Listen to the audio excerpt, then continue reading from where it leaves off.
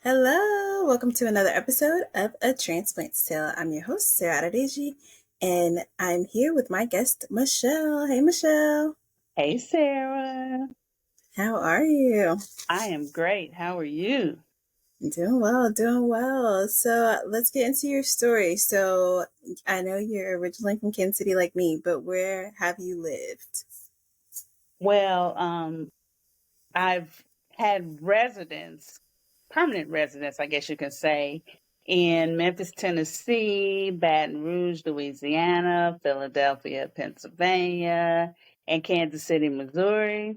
I went to college in Des Moines, Iowa, and I was able to do brief stints in Great Falls, Montana, Albuquerque, New Mexico, back in Des Moines, Iowa, and in Washington, D.C.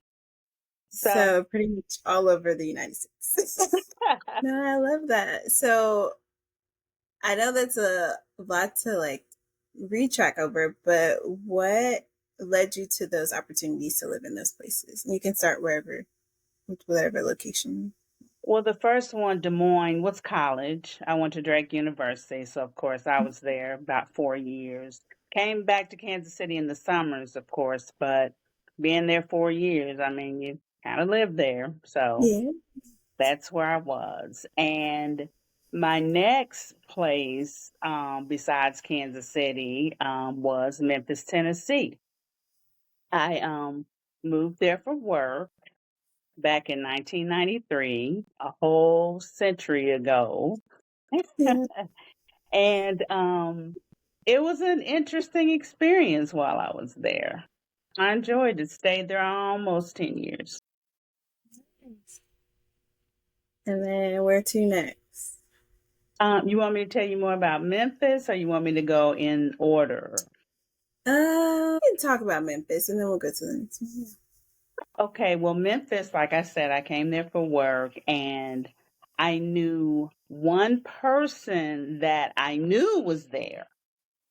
However, she was much older and, married kids. I met her through work at another job, but I didn't know how to get in contact with her initially. So I basically moved there not knowing people. So I thought a young lady from Kansas City connected me with one of her friends. And Oh, from that person, I met several people.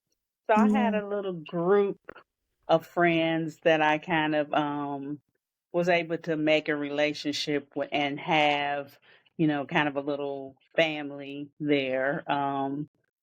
Memphis was interesting. At first, I was very excited about being in the South because it is has a high percentage of African American people there, and I think Memphis was like 60% or something like that. So it was really cool, being in with a lot of people in the culture that kind of looked like me, thought like me, had various aspirations like myself. And it's a very cultural city. You have the Lorraine Motel where the assassination of Dr. Martin Luther King Jr. was.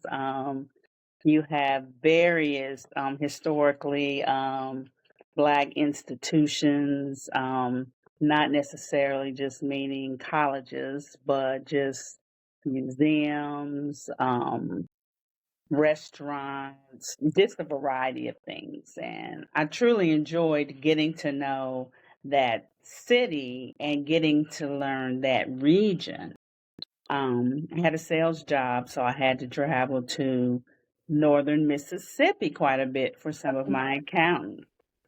So I got a little taste of Mississippi, the Mississippi Delta, and I pretty much traveled I guess the top half of Mississippi to Highway 82, which is to me is kind of like the cutoff for the North Mississippi. And I just learned a lot of culture. I learned a lot about how towns are set up, how cities are set up in the South. learned a lot of their interesting habits, and it really kind of broadened me as an individual, made it to where I felt like I was multicultural in the sense that I lived in the Midwest and now I'm living in the South. So I can kind of bounce between those two worlds. So, what was like something that was really surprising to you during that experience? Because you said you learned a lot, you exposed to a lot. So, what was something that surprised Well, the first thing was that there were so many African American people there, you? and so many African American people doing well. Um, Yeah. there were one of the areas that where there were a lot of successful African Americans were in education. I met a lot of people who were superintendents, principals, vice principals, and then in the city administration, mayors, uh, who are deputy mayors, bank presidents, corporation presidents, tons of black businesses. So it was just really cool being able to be in that environment where so many people like me were doing well. I love that. I agree. And so, what is something you feel like you talked about a little bit, but like, what's a overarching lesson that you learned from your time in Memphis, and even exploring Mississippi that you feel like prepared you for your next step? I think I learned how powerful African Americans are. And if we would just utilize what we have, how much more powerful we'd be. And then on the flip side, I learned when I was traveling to Mississippi how there's so many disadvantaged people in that Mississippi Delta area. Um, I saw people living in, shanties and, a lot of people living in trailer homes. Not that trailer homes are bad, but these were some that were not in the best condition. Very poor towns that were going through a lot of transformation due to, don't laugh, but due to companies like Walmart coming into their community and closing down some of the mom and pop stores that were in the community, and Walmart paying people less, giving them fewer hours than they may have had at the other stores. So, it affected their benefits and things like that. So their whole communities were changing during the time I was traveling there. But I also learned how, even though it was depressing sometimes, how beautiful some areas of the South are. Yeah. And that's so interesting that you were able to like witness that firsthand, because I know a lot of times we'll like go into communities and be like, oh my goodness, there's like a Walmart or whatever everywhere. So being able to like see that now, but being able to see firsthand like the change and like the overturn is that would have to be life changing, for lack of a better Mhm. term, to kind Yeah. of be able to be like, oh wow, like this is what's happening. Especially if you're there, doing business too. So Hmm. you're more in that business sector, kind of understanding more of like the background of everything going on. So Yes. One thing that was interesting to me is when I was on the road, driving down highway, I think it's 61 or 51, I can't remember. I think it's 51. And it was, I was just driving, and all of a sudden I saw this white um, substance, so to speak, flowing across the road, and it was cotton. It's the first time I ever seen a cotton field. So I know that sounds kind of weird, but mhm. it just Yeah. took me somewhere. I'm like, these are fields and fields of cotton. So you think Yeah. back, wow, my ancestors very well could have been picking cotton in these fields. It was just an experience for me that I never thought I'd see. Yeah, I can imagine. Wow. And so, um, I know also, not to age you, but in 1993, it was a very different time technologically. So what was that experience like trying to find like a place to live and get connected? I know you mentioned you got connected through like a mutual friend or, like a person you met, but like how is that process of like getting around and different things? I mean, I know they had maps, but it's obviously very different. Like finding things to do, like, having fun. What was that process like? Well, I think when I was looking, I'm trying to figure out how I was able to find apartments because the internet wasn't really big back then. Yeah, So because I was born in '94, and I remember even dial up. Like we didn't have it like the internet in our hands like we do now. At least. I cannot remember how I found out about apartments. That's crazy. But oh, I Not think too- I called Oh, the Chamber of Commerce and they sent me some information. And so called different apartment complexes and, kind of figured out, they told me, what good areas there were to live in. And I kind of started there. And I went, I flew down and I was able to visit the different apartments in the different communities. And then I just, kind of drove around just to see what was there. Maybe I wanted to live in one community where instead of one that was referred to me. And that's kind of what I did. Stayed in a hotel, asked questions about, excuse me, what restaurants were around or just drove around to see what was there. And when I signed my lease for my apartment, they faxed me a lease. I signed it, and I believe did I send a check? I may have sent a check yeah, for the deposit. So, yeah, technology. I did use a map yeah. to get there, and I also used maps to map out my territory for my sales. So I had this map and I mapped, what direction I was gonna go, through what cities I was gonna go. And AAA had these things called triptychs where you could tell them where you were going and they would map. They had these flip, it was like a steno pad almost where you can flip the pages and they would, Oh, yeah, each page would have like a stretch of highway and they would take a highlighter and highlight through the different pages so that you could see where you were going. So it was like MapQuest before MapQuest. absolutely. And then I had an atlas for the community. Yeah. So I could go to any state and kind of map out what I needed, where I needed to go and things like that. So Interesting. And it's mhm. like, I don't know, it just technology moves so fast. So it's like, because it's not like you're old or anything. It's just like time is just moving. Technology is just Mhm. moving. Yes. It's so I didn't wild. even I didn't even have like email when I first started working my job. We had in order to keep in contact with any of my customers that were out of town, we had phone cards.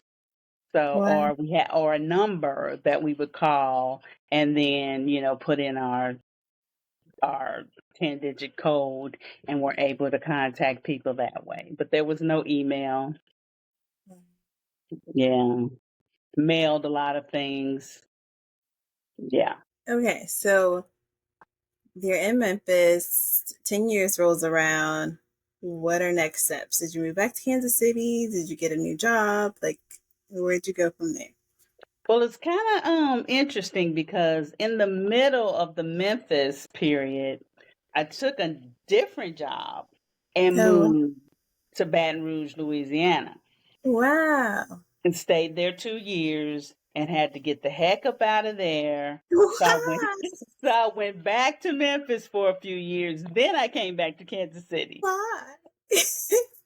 Louisiana is a different type of place. What I would always say is like it's its own country. Oh my goodness, my eyes are starting to water. Excuse me. Oh no. Sorry. Where you I go?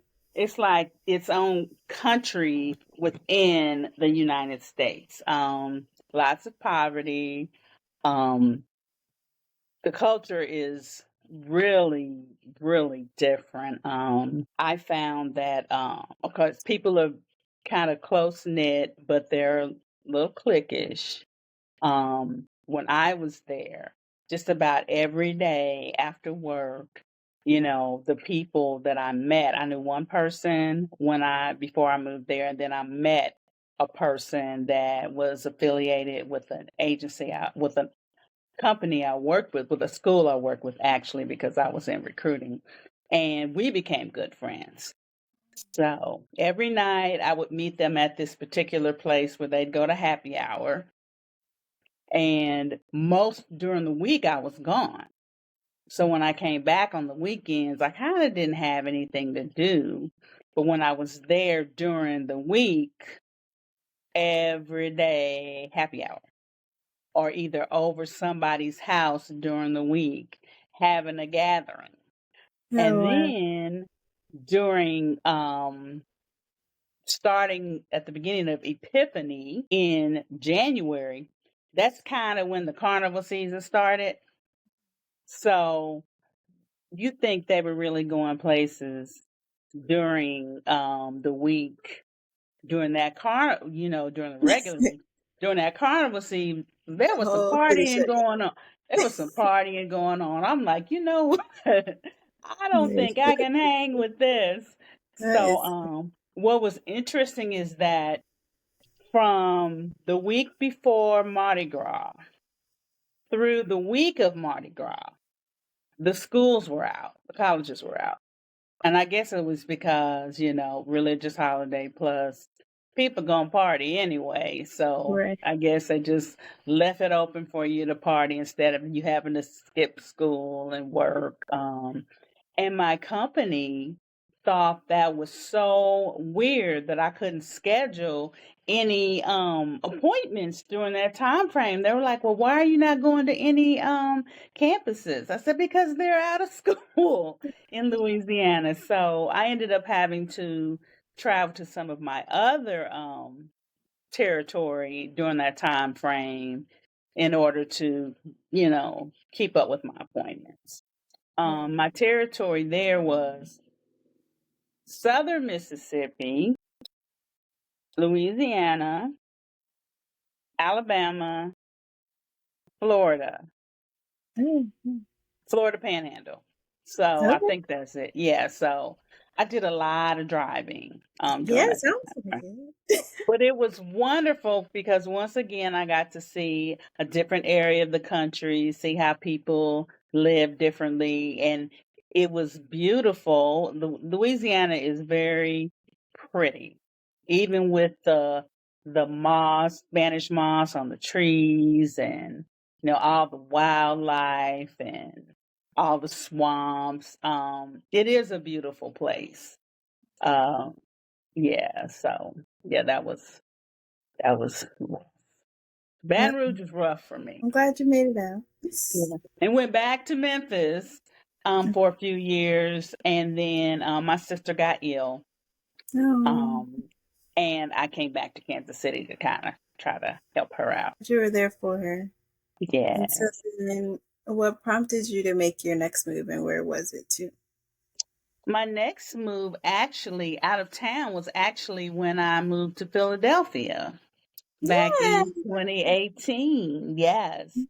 I stayed in Kansas City and did a variety of things while I was here, but I got to the point where I was able to get a position with the government.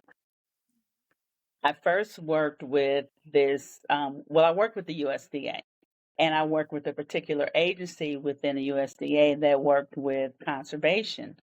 So they had a program where they were trying to bring on new hires, and what was initially called a career internship program.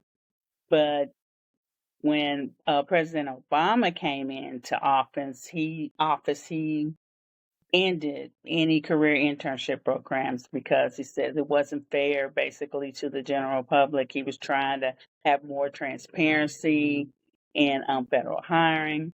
So it just became a regular position, but they wanted us to learn about each different administrative branch, plus the branch that is related that directly to customers. So I went on a field rotation in Great Falls, Montana, to work with what they're called soil conservationists that help farmer and ranchers put conservation on their property.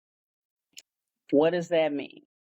For me, that meant having on jeans and boots, being out there on a farm, walking around with the soil conservationists, trying to figure out how these farmers and ranchers can make their soil more healthy, for their crops to grow. That could mean they put an irrigation system in, or build a new fence to keep predators off their land.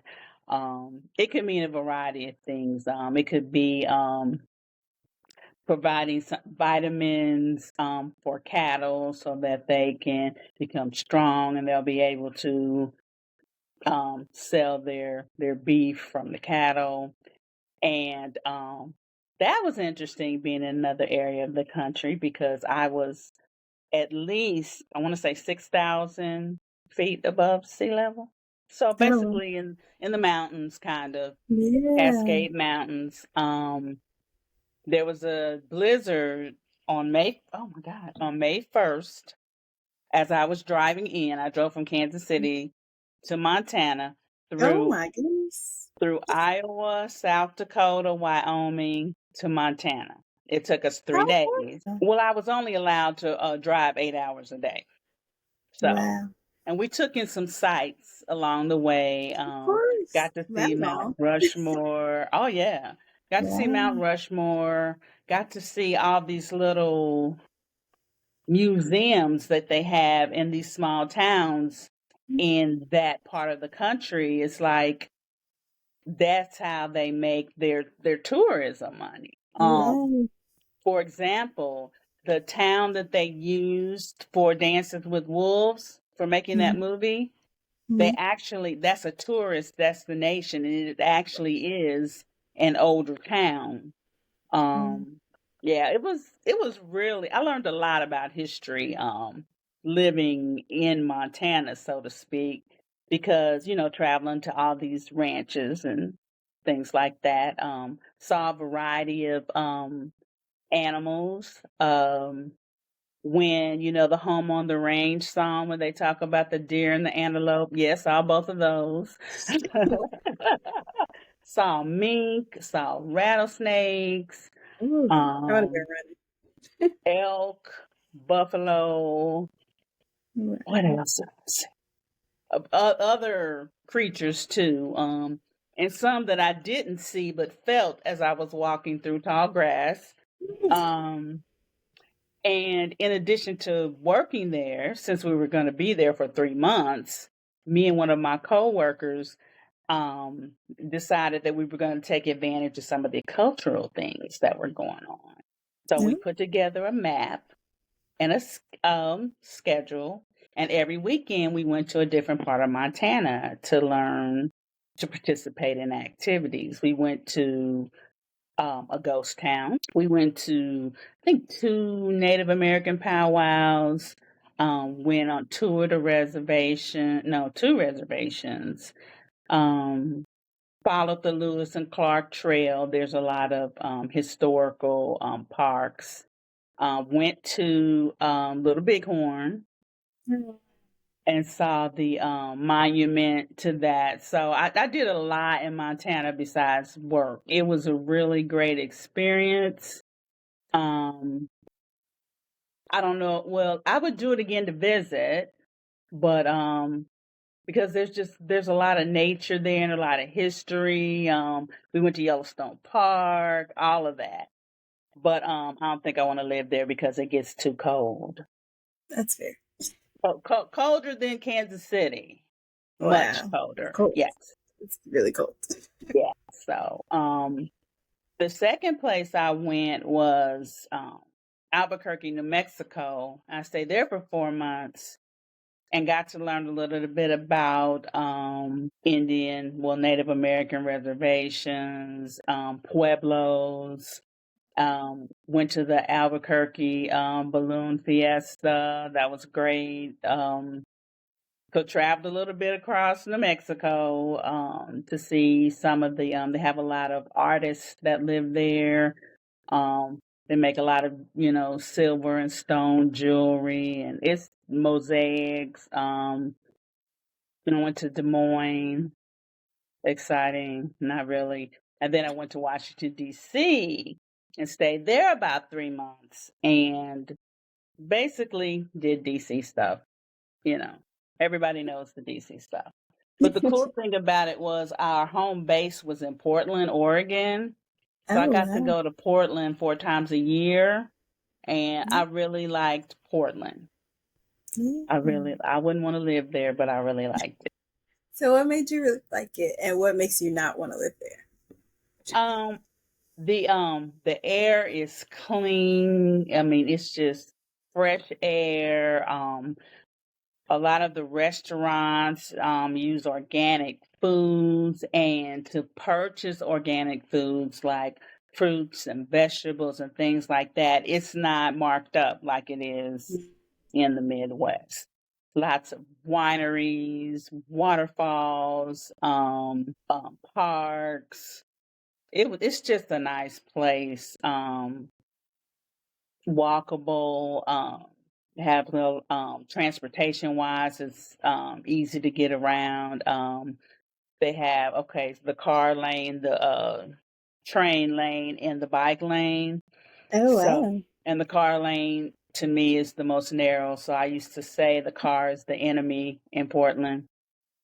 Seems Uh, like if it's the narrow one. but the cool thing about it is it's illegal for you to pump your own gas. So Oh wow. yeah, so you don't have to pump gas there. Do they have signage though? Because I remember in Jersey, my first time in Jersey, in Kansas City, you can't just roll up on somebody's car at the gas station. It's a problem, right? So when Right. they rolled up on me in New Jersey to pump my gas, I didn't know that you couldn't pump your gas in New Jersey. So I was like, why is this man rolling up on my car? I was like, no, thank you, sir. Please go away. And I put my own gas. So do they have signage in Portland so They you know what's probably happening? they probably do, but I wasn't paying attention because Okay. I'm accustomed to just driving up and getting out, and the man Mhm. looked at me like I was crazy, like, "No, you don't do this." I said, "Let me get back in the car." Right. So, but it was, I mean, that Oh was no. cool. And then there was Mount Hood was there, so you got to see this beautiful mountain, snow capped. I didn't get a chance to hike or anything around there. I'm not a big hiker. They have this area called the Rose Garden, which if you think Loose Park's Rose Garden is nice, nothing compared to the Tails Rose and Garden in crumbs. Portland. Wow. So I yeah, gotta add that to the bucket list. so I have been a few places. And so were all these destinations a part of like your training program for the job in Philly? Okay. Yeah. That's cool. So when I That's cool. got done with that, I came back to Kansas City and was just working locally. And actually, I left a part out, but that's not important. Was working locally, and then I just kind of got tired of my agency. I wanted to do something different. So I applied to, well, a friend of mine called me and asked me to apply for the Park Service. Okay. So I did. I got hired and the position was in Philadelphia. So I was a little hesitant to move to Philadelphia because my car had just went out. Was trying to buy a car and it was just a lot going on when that move was going to happen. So I'm like, I'll buy a car when I get there. A little bit more difficult than I thought. So anyway, I moved to Philadelphia, no car. I did know some people there, but one lived a little far out of town, and then the other one, my high school classmate, she was always gone for work. So when I got there, I was kind of on my own for a minute until a friend of mine connected me with one of her church members, and whose name is Sarah Walker See, at the time. Right. And the rest is kind of like history. I learned a little bit about the town on my own because I was working for the National Park Service, and a lot of our parks were basically in the historical area, in Old Town area. So we had the Independence National Park, which includes like the Liberty Bell, and there were some other things that were around my park, like the Betsy Ross House. And then they had downtown, they had the National Jewish Center, the Constitution Center. So there were a lot of things historical that I could learn about the country because, it's basically the birthplace of the Constitution, all that.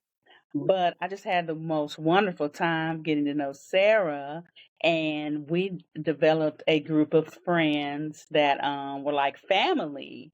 So we did a lot of things together, went to movies, we prayed together, we had events together, and that was probably the best part of living in Philadelphia. Yeah, same. I feel the same. Yes, I did get to spend time with my high school classmate, and I did got a chance to spend time with my former roommate, but I did not get to spend as much time with them as I did with my group. So, so that's what got me to Philly. Never got a car. Learned how to get around on their public transportation system, which is a lot more complicated than the one in Memphis or in um one in Memphis, the one in Kansas City, um, even Portland, and they had a pretty, you know, good commuter system, but learned how to use Uber and Lyft very well. Which helped me kind of maneuver around different areas of the city that, or if I wanted to meet up with a group, sometimes I could do it on public transportation. Like one time we went to the art gallery, the Museum of Art rather, and I rode the bus to meet the guys at the museum, and then from there, I they took me home. But I learned how to negotiate transportation while I was there. So and once again, some things were going on at home. So I transferred back to USDA. And now I'm back in Kansas City, but I'm back with the National Park Service again, No way. That's working awesome. remotely.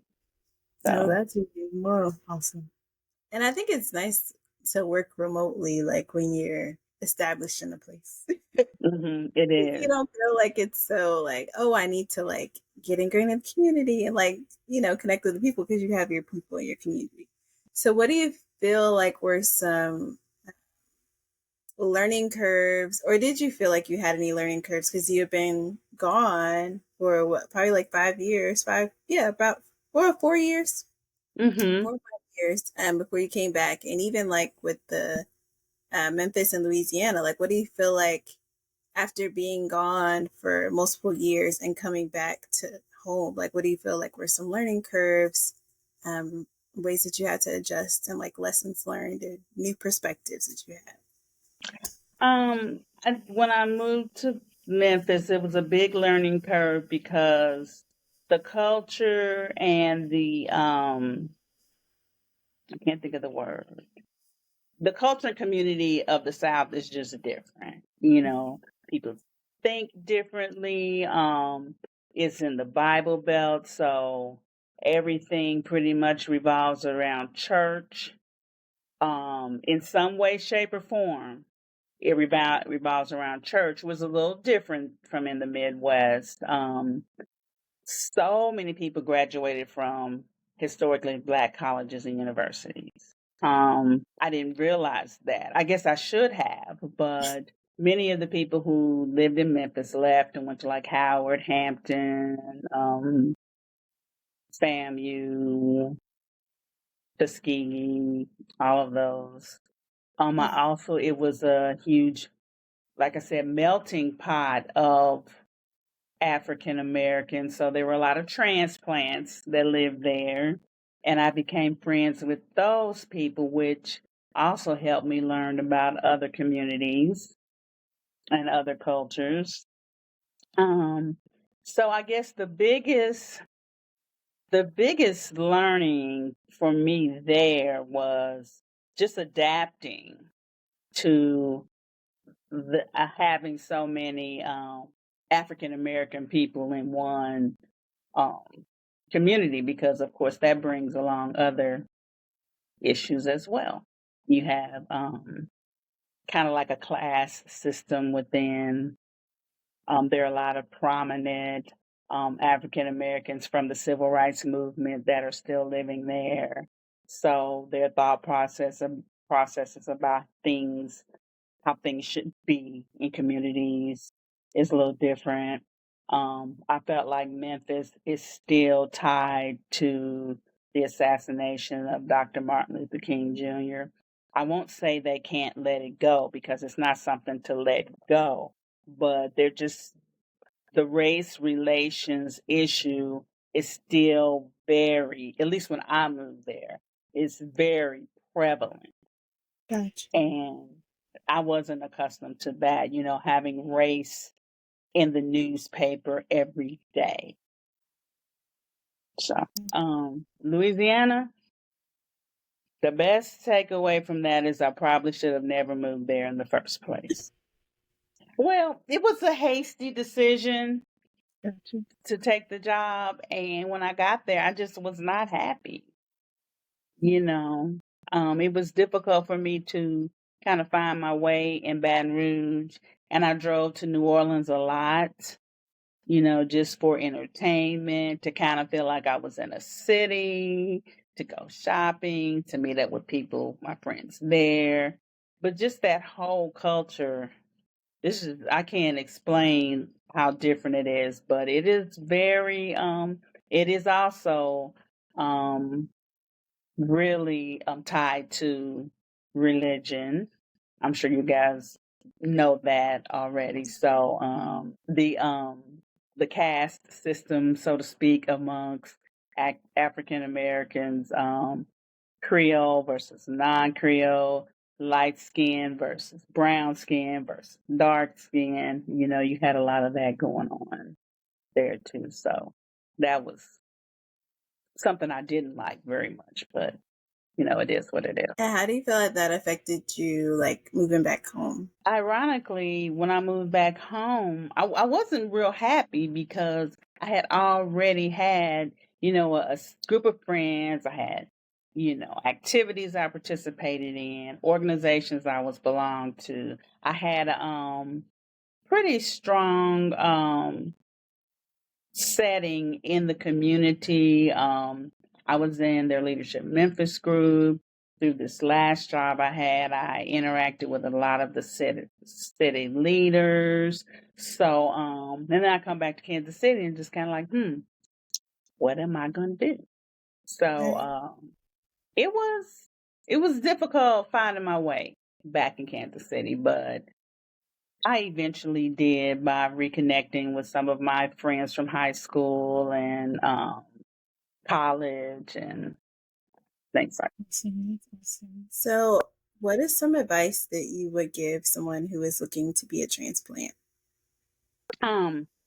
Definitely do your research on the city that you're moving to. Find out about the taxes. When I moved to Philadelphia, I did not realize that the city taxes were so expensive.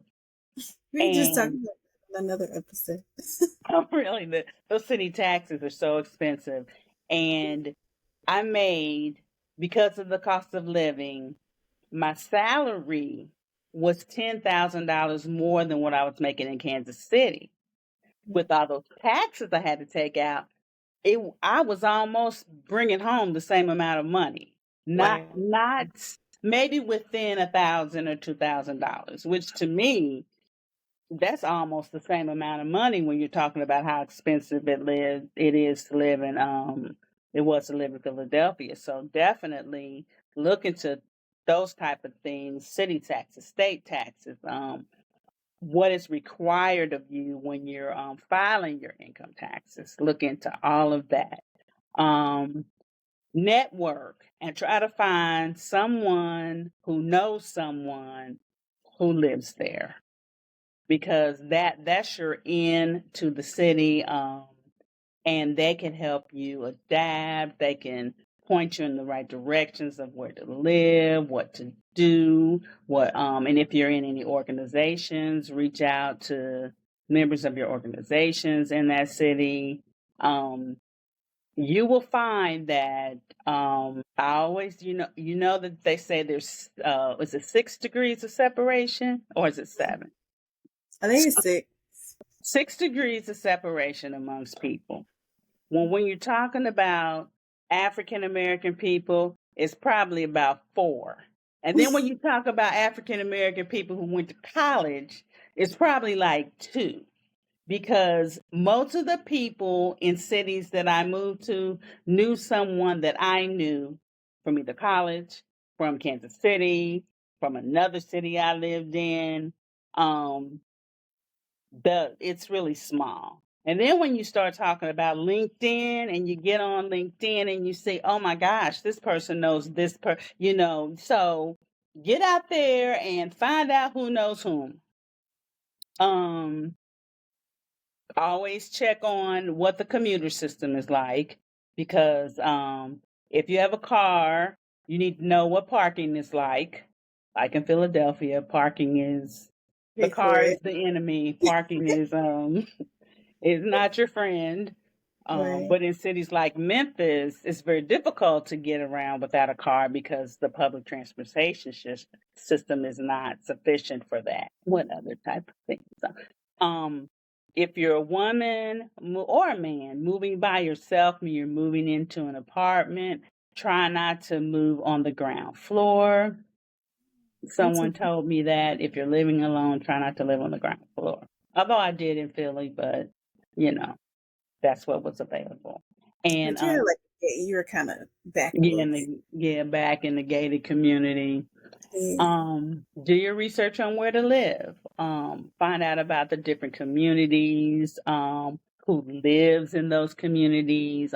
You can find out a lot of that by going to the Convention and Visitors Bureau has some of that information. The chamber has some of that information, I believe. Maybe even the tourism department might have some of that information. So definitely get on Um, those websites and do your searches. If I can think of anything.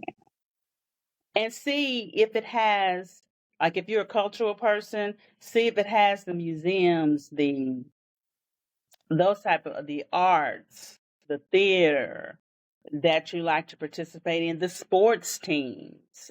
Look into all of that before you decide to move, because you may get there and find out, there's a deficit for you and you might be unhappy. So you really have to do your due diligence as far as research before you make a decision. Don't just look at the money. Look at the quality of life too. Because if you're not going to have a good quality of life, you'll be traveling all the time, or you just won't be happy. So look at those things. that's really good. That's really good. So, is there something that you wish you would have known? I know you talked about the quality of life piece, especially with Louisiana, but is there something else you wish you would have known before you embarked on any of your journeys? Like, if you can go back and tell yourself something that you know now, like, what would it be? That's a good question. The first move to Memphis, I just wasn't as mature. Mm. Um, so there's a lot of things I kind of had to learn the hard way. Um, But I don't think I would go back. I think I would go back and change how I interacted with people, because I was so eager to meet people that sometimes I got taken advantage of. Oh, So I think I would probably just keep my guard up a little more. And that's a little harsh. Be more aware of who I I was was you spending just time don't with. Yeah, use discernment. Absolutely. Um, and I think that's really kind of the only thing. I like, exploring and new places. I like adventures like that. I just wish that I used discernment when I moved to these different, really Memphis. By the time I got done with Memphis and Baton Rouge, I was ready. I Mm. got that all figured out. But I would recommend that you really take time to discover why you want to move and if it's really a good fit for you. Like I said, money is not always the best reason. Look at long term. Do you want to be there? Is this just a rung on the ladder and you want to continue to move other places because you want to grow in your career? Is this just a dream that you wanted to live on the East Coast or the West Coast for a certain period of time and want to retire somewhere else? Would you want to retire in this community? Do you see yourself wanting to live there long term? Just things like that. And, if you're younger, you may not be thinking about that right away, but just put those things in mind because different regions are different. If you're in LA, it's really fast. If you're in New York, it's really fast. It's tight. There's lots of buildings. There's lots of interesting people. Would Interesting you is a great word. would you be comfortable with that? Would you be able to live like that? Don't just, oh my goodness, a fly. Um, just do your research. Yeah. I love that. And thank you so much for sharing. Is there anything else you want to tell the people before we go? I would like to tell them good luck and wherever they move, enjoy it, learn the city, learn the region. You may find out places you can travel, day trips. If you're on, there were a lot of, Philadelphia had a lot of access, to New York, Washington, D.C., Delaware. So you could get on a train and go just about anywhere you wanted to go. So, that's cool. If you like experiencing different communities, then that's a great place to be. But definitely if you're there, do it. No matter where you are, make it your home and learn it and experience it. And if you find out you don't like it, then make a plan. So, Well, thank you so much for sharing and your wisdom and all your exciting adventures and life lessons. We really appreciate you being on the show. well, thanks for having me. Thank you all for listening or watching another episode of A Transplant. See ya! Bye. Thank you for listening to another episode of A Transplant Tale. Be sure to like, share, and subscribe. See ya!